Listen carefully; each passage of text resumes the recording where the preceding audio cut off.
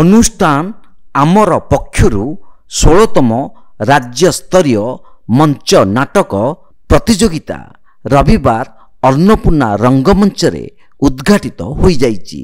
ସଦର ପଞ୍ଚାୟତ ସମିତି ଅଧ୍ୟକ୍ଷ ଦିବାକର ପାତ୍ର, ଯୁବ ବିଜେଡି ରାଜ୍ୟ ଉପସଭାପତି ସୁଭାଶିଷ ଖୁଣ୍ଟିଆ, E24 ହସ୍ପିଟାଲର ପରିଚାଳନା ନିର୍ଦ୍ଦେଶକ ରାଜେଶ କୁମାର ମିଶ୍ର, ପୁରୀ ଆଇନଜୀବୀ ସଂଘର ସାଧାରଣ ସମ୍ପାଦକ ବିଭୂତି ଶଙ୍କର ତ୍ରିପାଠୀ, ରାଜ୍ୟ ବିଜେଡି ସାଧାରଣ ସମ୍ପାଦକ ଷ୍ଟାଲିନ ପରିଜା ଏବଂ ସମାଜସେବୀ ପୀତବାସ ନାୟକ, ଶ୍ରୀକଣ୍ଠ ମିଶ୍ର ଓ ବରିଷ୍ଠ ସେବାୟତ କୃଷ୍ଣଚନ୍ଦ୍ର ସାଇ ନାୟକ ପ୍ରମୁଖ ଅତିଥି ଭାବେ ଯୋଗଦେଇ ଶ୍ରୀ ଜଗନ୍ନାଥଙ୍କ ମୂର୍ତ୍ତି ନିକଟରେ ପ୍ରଦୀପ ପ୍ରଜ୍ୱଳନ କରି ଆନୁଷ୍ଠାନିକ ଭାବେ ଉଦ୍ଘାଟନ କରିଥିଲେ।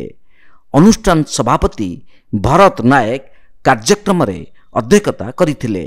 ସମ୍ବଲପୁର ଶବ୍ଦ ସାଂସ୍କୃତିକ ଅନୁଷ୍ଠାନ ପକ୍ଷରୁ ବିରୁପାକ୍ଷ ପ୍ରଧାନଙ୍କ ଦ୍ୱାରା ରଚିତ ଓ ନିର୍ଦ୍ଦେଶିତ ନାଟକ କୁନୁଆ ପରିବେଷଣ ହୋଇଥିଲା। ବିଭିନ୍ନ ଜିଲ୍ଲାରୁ ଆସିଥିବା ନାଟ୍ୟ ସଂସ୍ଥାଗୁଡ଼ିକ ନାଟକ ପରିବେଷଣ କରିବେ।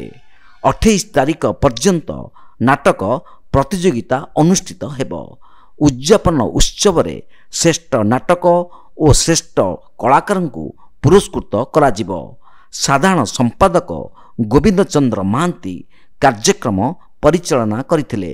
ବରିଷ୍ଠ ନାଟ୍ୟକାର ଓ ନିର୍ଦ୍ଦେଶକ ଦୟାନିଧି ତ୍ରିପାଠୀ, ରବିନାରାୟଣ ତ୍ରିପାଠୀ ଓ ଲକ୍ଷ୍ମୀଧର ପୂଜାପଣ୍ଡା ପ୍ରମୁଖ ବିଚାରକ ଭାବେ ଯୋଗଦାନ କରିଥିଲେ।